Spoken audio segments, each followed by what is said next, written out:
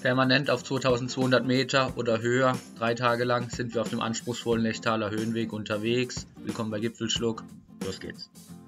Unsere Tour beginnt in St. Anton, wo wir auch unser Auto stehen lassen. Mit dem Sessellift geht es auf den Kapall 2333 Meter hoch, dem Startpunkt unserer Wanderung.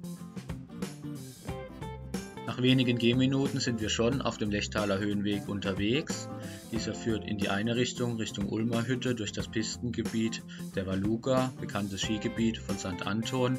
In unserer Gehrichtung geht es nun Richtung Leutkircher Hütte. Dabei erwarten uns direkt die ersten Stellen, bei denen wir etwas Trittsicherheit an den Tag legen sollten. Im Einzelnen sind dies ein Schneefeld mit etwas Kraxelei im Anschluss, aber auch ein paar seilgesicherte Stellen.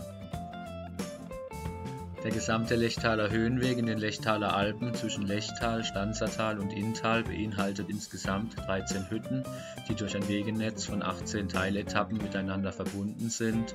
Nähere Infos dazu findet ihr auf der guten Webseite lechtaler-höhenweg.at. Den Link findet ihr auch in der Videobeschreibung, siehe unten. Nach starken 1,5 Stunden Gehzeit sind wir auch schon an der Leutkircher Hütte auf 2251 Meter angekommen, optimaler Ort für eine Mittagspause. Nach der Pause könnte man nun auf dem Höhenweg in gut 2 Stunden direkt zum Kaiserjochhaus weiter wandern. Wir entschließen uns für die nahe der Hütte gelegenen Gipfeloptionen aber zunächst. Option 1, der Hirschbleiskopf, 2549 Meter hoch, 1 Stunde Gehzeit von der Hütte. In 2 Stunden Gehzeit erreicht man Option 2, den Stanzkogel, 2757 Meter hoch. Mein heutiger Anstieg endet auf gut 2700 Metern, ein wunderbares grünes Plateau unterhalb des Stanzkogelgipfels. Die heutige Performance-Gruppe macht weiter bis zum Stanzkogelgipfel. Den Gipfelschluck gibt es im Anschluss auf dem grünen Plateau, unter anderem leckeres Löwenbräu. Zum Wohl!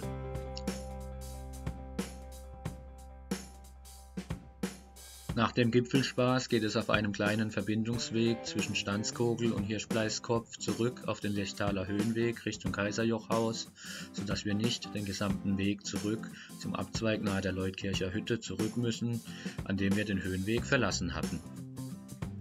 Schon bald öffnet sich der Blick auf die 2 Hüttengipfel des Kaiserjochhaus, die sich in unserer Gehrichtung unmittelbar hinter der Hütte befinden. Option 1 ist der Malatschkopf, 2388 Meter hoch, der in gut 20 Minuten Gehzeit von der Hütte aus zu erreichen ist. Eine gute Stunde Gehzeit entfernt von der Hütte ist der Grieskopf, 2581 Meter hoch, sehr markant links daneben.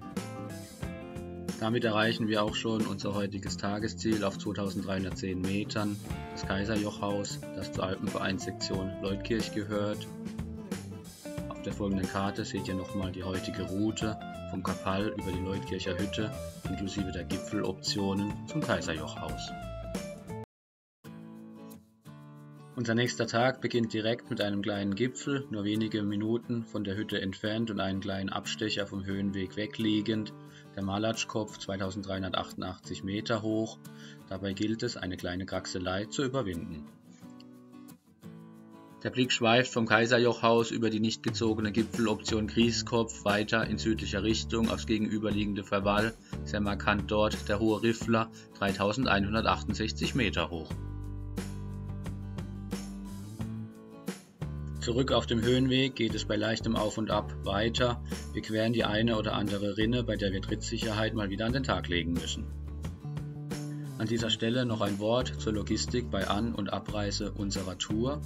Der Startpunkt bei St. Anton und der Endpunkt bei Schnann befinden sich nur wenige Kilometer voneinander entfernt im Stanzertal, sodass der Transfer zwischen diesen beiden Punkten mit Bus oder Taxi sehr unkompliziert in weniger als einer halben Stunde möglich ist.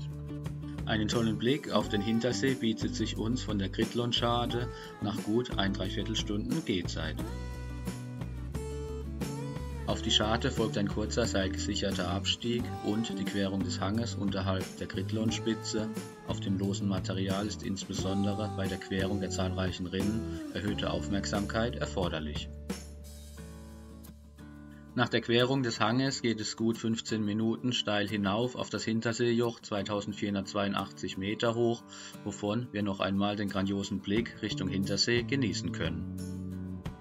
In Gehrichtung auf der anderen Seite öffnet sich der Blick auf den ebenfalls schönen Vordersee und unser heutiges Gipfelziel, die Samspitze.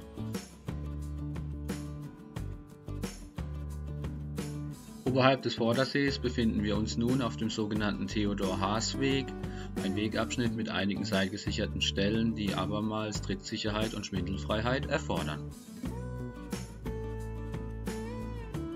Am Alpaschonjoch angekommen, könnte man nun auf einfacherem Wege über das Flaschjoch zur Ansbacher Hütte weiter wandern. Für uns geht es aber auf steilem Wege in Richtung Gipfelziel Samspitze.